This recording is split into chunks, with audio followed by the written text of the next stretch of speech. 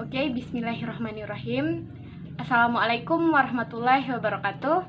Kami dari kelompok 10 ingin mempresentasikan hasil diskusi kami, yaitu mengenai riba bagi hasil. Dan saya sendiri, Putri Musira, sebagai moderator dan pemateri pertama. Dan anggota kelompok saya, Siti Nurhaliza, sebagai pemateri kedua, dan Abdul Aziz sebagai pemateri ketiga atau pemateri terakhir. Oke, untuk mempersingkat waktu, lanjut saja kita langsung ke materinya. Yang pertama, pengertian riba.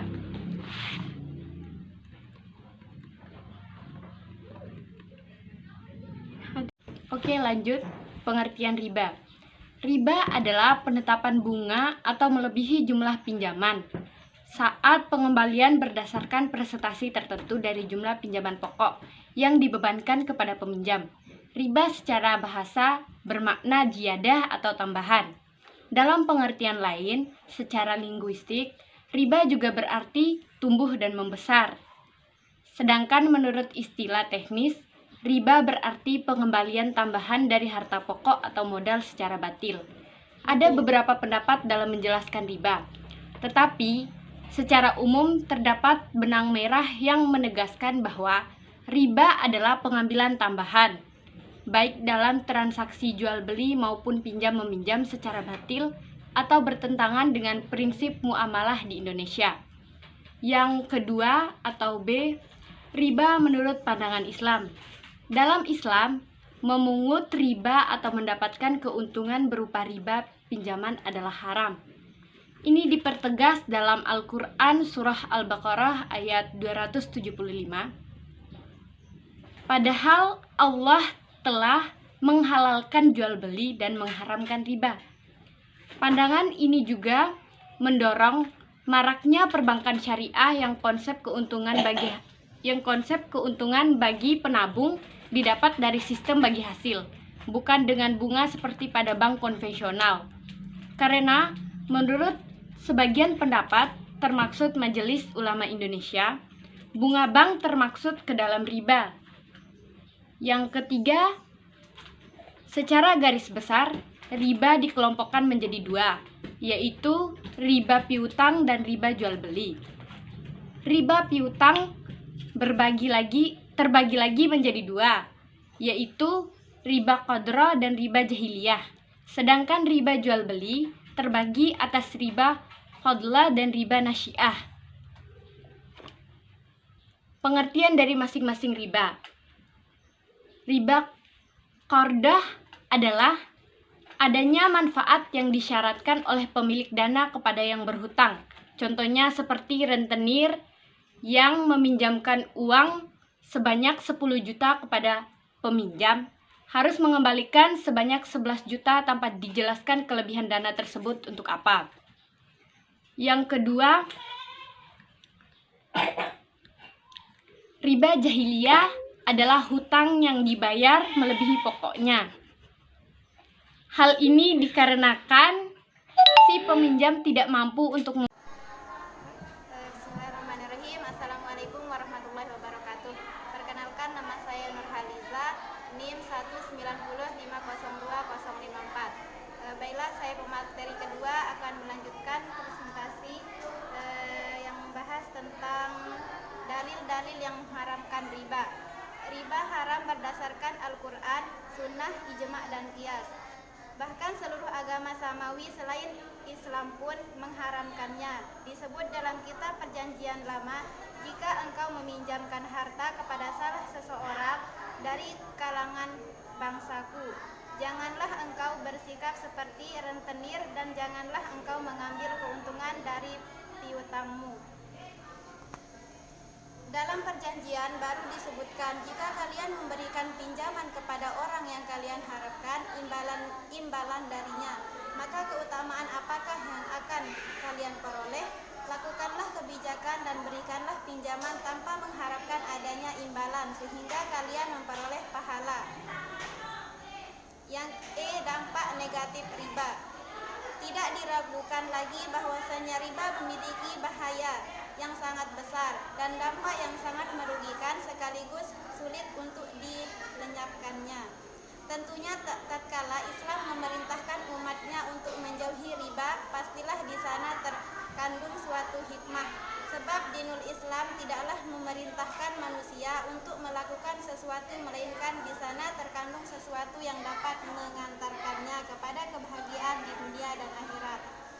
Demikian pula sebaiknya, bila syariat ini melarang akan sesuatu, tentulah sesuatu tersebut mengandung kerusakan dan berbagai keburukan yang dapat menghantarkan manusia kepada kerugian di dunia dan akhirat. Yang A, dampak negatif bagi individu. Riba memberikan dampak negatif baik akhlak dan jiwa pelakunya. Jika diperhatikan, maka kita akan menemukan bahwa mereka yang berinteraksi dengan riba adalah individu yang secara alami memiliki sifat kikir, dada yang sempit, berhati keras, menyembah harta, tamak dan kemewahan dunia dan sifat-sifat lainnya. Yang kedua, riba merupakan akhlak yang dan perbuatan musuh Allah Yahudi. Allah SWT berfirman yang artinya, dan disebabkan mereka memakan riba padahal sesungguhnya mereka telah dilarang daripadanya, dan arena mereka memakan harta benda yang orang dengan jalan yang batil. Kami telah menyediakan untuk orang-orang kafir di antara mereka itu siksa yang pedih. Yang ke-B, dampak negatif bagi masyarakat dan perekonomian. Yang pertama, riba menimbulkan permusuhan dan kebencian antar individu dan masyarakat serta membunuh kebangkitan fitnah dan terputusnya jalinan persaudaraan. Yang kedua, masyarakat yang berinteraksi dengan riba adalah masyarakat miskin, tidak memiliki rasa simpatik. Mereka tidak akan saling tolong-menolong sesama manusia kecuali ada keinginan tertentu yang tersembunyi di balik bantuan yang mereka berikan. Masyarakat seperti ini tidak akan pernah merasakan kesejahteraan dan ketenangan, bahkan kekacauan dan kesenjangan akan senantiasa terjadi. Yang E, pengertian bagi hasil. Bagi hasil adalah sistem yang mencakup prosedur untuk mendistribusikan hasil bisnis antara penyedia dana dan manajer dana. Jika bank konvensional membayar bunga kepada pelanggannya, maka bank syariah membayar bagi hasil untuk keuntungan sesuai dengan perjanjian. Perjanjian bagi hasil ini ditentukan oleh rasio tingkat angka untuk bagi hasil atau rasio. Mekanisme penerapan bagi hasil yang diterapkan pada bank syariah terdiri dari dua sistem, yaitu yang pertama, profit sharing merupakan bagi hasil yang dihitung dari pendapatan setelah dikurangi biaya pengelolaan dana. Dalam sistem Islam, pola ini dapat digunakan untuk pembagian hasil bisnis lembaga keuangan syariah. Yang kedua, revenue sharing adalah bagi hasil yang dihitung dari total pendapatan pengelolaan dana dalam sistem Islam. Pola ini dapat digunakan untuk distribusi hasil bisnis lembaga keuangan syariah. Sekian cukup dari saya. Wassalamualaikum warahmatullahi wabarakatuh. Assalamualaikum warahmatullahi wabarakatuh. Nama saya Abdul Aziz. Saya akan menjelaskan materi dari kelompok 10. G. Jenis-jenis zakat bagi hasil. Pada penerapannya, prinsip yang digunakan pada sistem bagi hasil pada bank syariah menggunakan kontrak kerjasama pada akad musyarakah dan mudharabah. 1. Musyarakah. Musyarakah adalah mencampurkan salah satu dari macam harta lainnya sehingga tidak dapat dibedakan di antara keduanya. Dalam pengertian lain, musyarakah adalah akad kerjasama antara dua pihak atau lebih untuk suatu usaha tertentu di mana masing-masing pihak memberikan kontribusi dana dengan kesepakatan bahwa keuntungan dan resiko akan ditanggung bersama sesuai dengan kesepakatan. 2. Mudharabah. Mudharabah adalah pernyataan yang mengandung bahwa seorang memberi modal niaga kepada orang lain agar modal itu diniagakan dengan perjanjian keuntungannya dibagi antara dua belah pihak sesuai perjanjian, sedangkan kerugian ditanggung oleh pemilik modal. Adapun bentuk-bentuk mudharabah adalah yang dilakukan dalam perbankan syariah dari penghimpunan dan penyaluran dana adalah A. Tabungan mudharabah, B. Deposito mudharabah. H. Syarat dan rukun bagi hasil. Sebagai sebuah akad, musyarakah dan mudharabah mempunyai syarat dan rukun yang mempengaruhi keabsahannya. Musyarakah akan menjadi akad sah apabila telah terpenuhi syarat dan rukunnya. Rukun dan syarat musyarakah adalah sebagai berikut. A. Rukun musyarakah. 1. Macam harta modal. 2. Nisbah bagi hasil dari modal yang diserikatkan. 3. Kadar pekerjaan masing-masing pihak yang berserikat. B. Syarat musyarakah. 1. Melapaskan kata-kata yang menunjukkan izin yang akan mengendalikan harta. 2. Anggota serikat percaya mempercayai. 3. Mencampurkan harta yang akan disyarikatkan. Rukun dan syarat mudharabah adalah sebagai berikut. A. Rukun mudharabah. 1. Malik atau syahibul mal ialah yang mempunyai modal. 2. Amil atau mudarib ialah yang akan menjalankan modal. 3. Amal ialah harta pokok atau modal. B. Syarat mudharabah. 1. Barang yang akan diserahkan adalah mata uang. Tidak sah menyerahkan harta benda atau emas, perak yang masih dicampur atau berbentuk perhiasan. 2. Melapaskan ijab dari yang punya modal. 3. Diterapkan dengan jelas bagi hasil bagian pemilik modal dan mudharib. I. Faktor-faktor yang mempengaruhi bagi hasil.